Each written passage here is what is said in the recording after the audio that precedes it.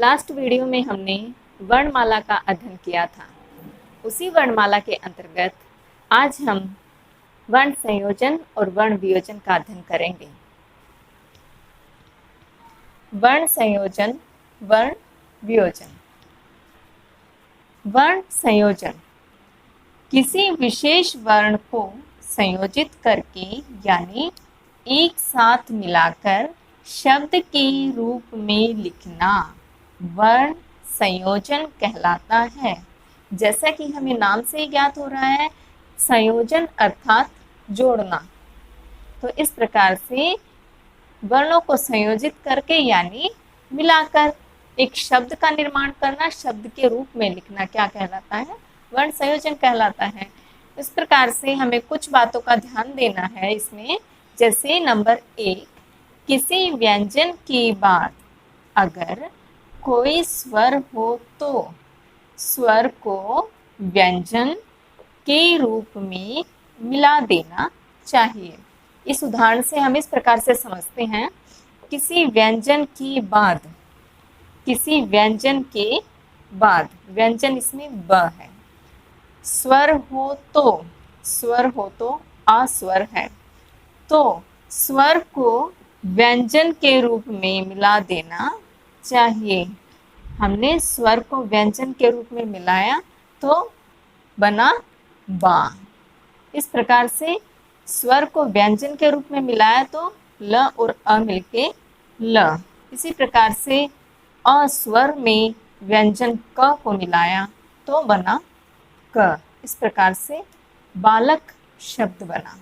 Next, किसी व्यंजन के बाद स्वर न होने की स्थिति में व्यंजन में हलंत लगाना चाहिए। इस उदाहरण से हम ऐसे समझते हैं, किसी व्यंजन के बाद स्वर न होने की स्थिति में, ये वाला उदाहरण लेते हैं, इसमें त के बाद कोई स्वर नहीं है, व्यंजन है, तो स्वर न होने की स्थिति में व्यंजन में हलंत लगाना चाहिए। व्यंजन में हमने हलंत लगाया, र के नीचे हलंत लगाया। ठीक है, तो इस प्रकार से त्र बना। तो म आ मा त र त्र आ त्रा। इस प्रकार से मात्रा शब्द बना। इसी प्रकार से क व्यंजन, अ स्वर क, र व्यंजन, म व्यंजन।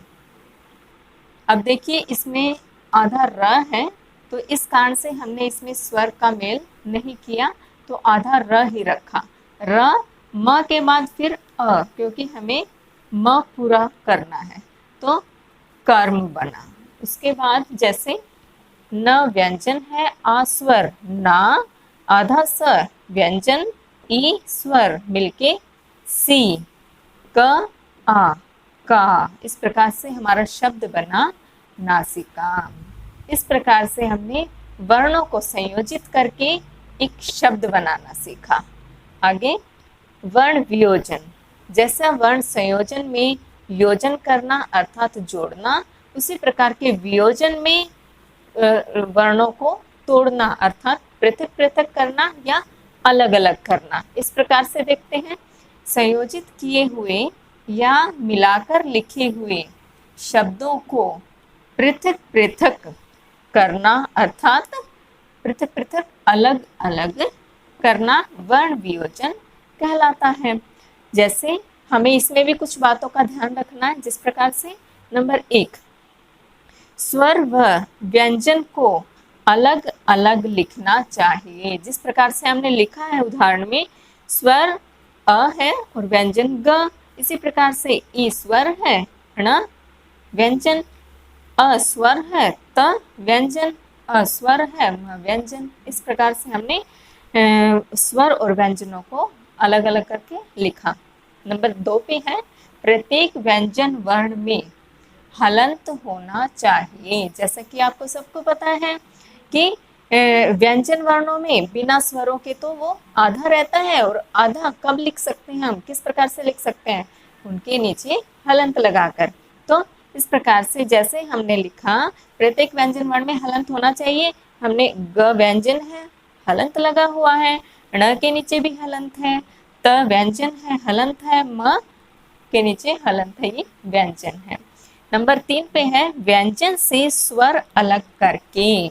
स्वर को मात्रा के रूप में न लिखकर उसको वास्तविक रूप में लिखना चाहिए। अब इस प्रकार से देखते हैं, व्यंजन से स्वर अलग करके, जैसे इसमें र है, र पूरा है, क्यों? क्योंकि इसमें स्वर मिला हुआ है। स्वर कौन सा? अस्वर, जिस प्रकार से ये लिखा है।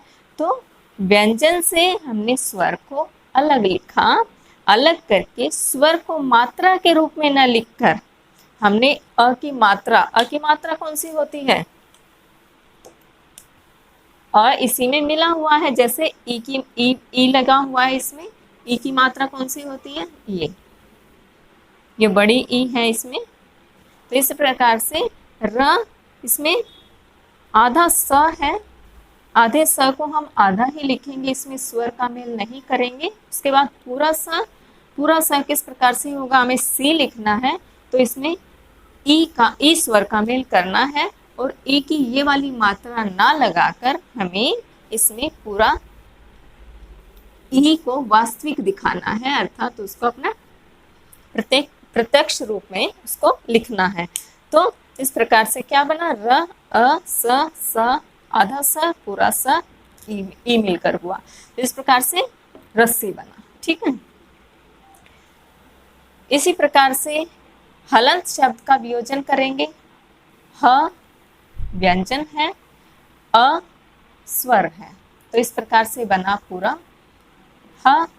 फिर ल को आधा ल और अ व्यंजन स्वर मिलकर बना ल। फिर आधा न है इसमें, तो हम इसमें बिना स्वर के लिखेंगे, सिर्फ व्यंजन लिखेंगे। प्लस में त को हम पूरा करेंगे व्यंजन और स्वर को मिला के। इस प्रकार से हमारा शब्द बना हलंत। उसके बाद इसमें स्वर को हम वियोजित करेंगे, अर्थात वर्णों को पृथक पृथक करेंगे, अलग अलग करेंगे। जैसे स्वर में आधा स है, तो इसमें हम स्वर का संयोजन नहीं करेंगे, तो आधा स लिखेंगे। उसके बाद व को पूरा लिखेंगे स्वर का मेल करके, व। उसके बाद र में अ का मेल करके, स्वर का मेल करके पूरा र बनेगा। इस प्रकार से बना स्वर को हम इस प्रकार से वियोजित करेंगे, वियोजन करेंगे। ठीक है। इस प्रकार से हमने कुछ उदाहरणों के द्वारा वर्ण का संयोजन और वर्णों का वियोजन सीखा। हम कुछ और उदाहरण भी ले सकते हैं, जैसे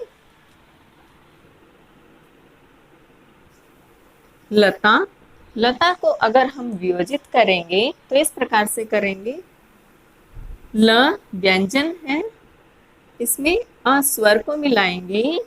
फिर त व्यंजन है, इसमें आ स्वर को मिलाएंगे, तो बना लता।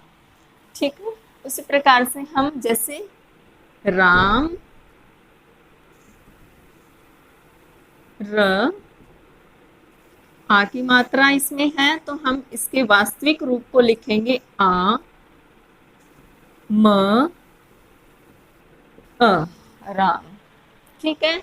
इसी प्रकार से हम और कोई शब्द ले लेते हैं, जैसे यानी शब्द ले लेते हैं, यानी। ठीक है। इसमें है य व्यंजन है, आ स्वर, फिर न व्यंजन है, छोटी ई की मात्रा लगेगी न पे, तो नी। इसी प्रकार से यानी।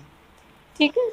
जैसे हमने लिखा लिखना, इसका हम अगर वियोजन करें लिखना का, तो ल व्यंजन, ई स्वर, ख व्यंजन, अ स्वर, न व्यंजन, आ स्वर। इस प्रकार से लिखना शब्द का हमने वियोजन किया। इसी प्रकार से कुछ संयोजित वर्ण ले लेते हैं हम, जिस प्रकार से जैसे हमने लिया अ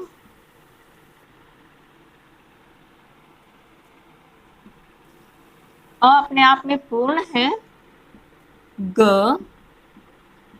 अ, र, अ। इस प्रकार से शब्द बना हमारा अगर। ये हमने वर्णों को संयोजित रूप में लिखा, ठीक है। इसी प्रकार से कोई और शब्द हम ले लेते हैं, जैसे क, ई, स, ई। इसी प्रकार से हमारा शब्द बना की से, किसी।